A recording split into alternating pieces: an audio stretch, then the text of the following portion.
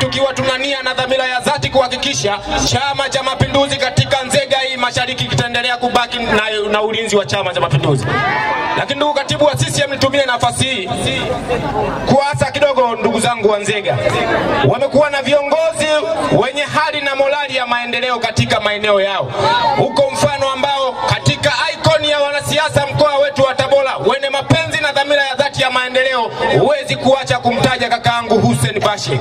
Amekuwa ni kiongozi mwenye nia na dhamira ya maendeleo, na leo ameweza kuusaidia mkoa na taifa kwa ujumla. Kwa maana hiyo ndugu zangu wa Nzega, niwaombe na niwasihi sana, mkiwa na viongozi wa namna hii ni tunu kutoka kwa Mwenyezi Mungu. Na tumeona mfano mkubwa leo, tumekuwa na diwani kijana mwenye hali na morali ya kutekeleza majukumu yake katika maeneo yetu.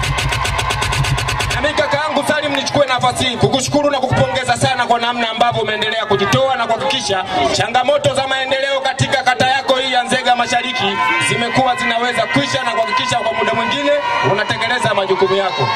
Lakini yote haya ndugu yangu kaka Salim, hayatokei kwa bahati mbaya, yanatokea kwa sababu wewe uliomba ridhaa na ulikuwa tayari kutekeleza majukumu yako.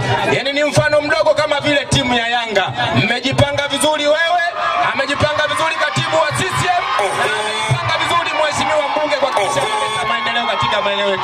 Na ingekuwa hivyo, na ndio maana wako wengine kakaangu Salim hawakuingiza timu tarehe 8 ya mwezi ule uliopita, na hata katika kipindi hichi na wengine wameweka mpira kwa pani.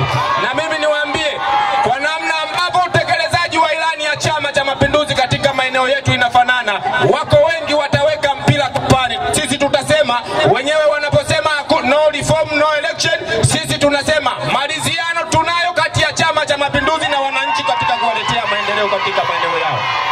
Na mimi nikwambie kakaangu Salim, endelea kuchapa kazi. Wanapoweka mpira kwa pani, sisi tunachukua tunaweka kidumu Chama cha Mapinduzi, kidumu Chama cha Mapinduzi. Kwa sababu ya muda, mimi niwaombe wananzega, ngoja niwape hadithi moja.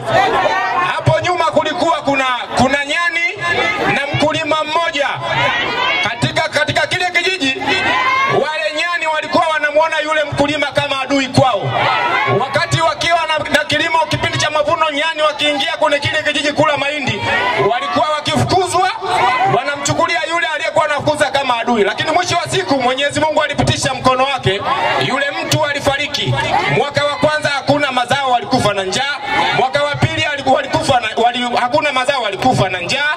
Kwa hiyo ni wasii kitu kimoja, yule unayemuona kama adui katika utekelezaji wa maendeleo katika maeneo yetu, leo tusimchukulie poa. Atakapokuwa hayupo, Nzega Mashariki itabaki kuwa chini kwa sababu yeye hayupo. Kwa hiyo niwaombe, endeleeni kumuunga mkono kakaangu Salim, endeleeni kumuunga mkono mheshimiwa Hussein Bashe, lakini kubwa zaidi Jemedari Samia Suluhu Hassan mama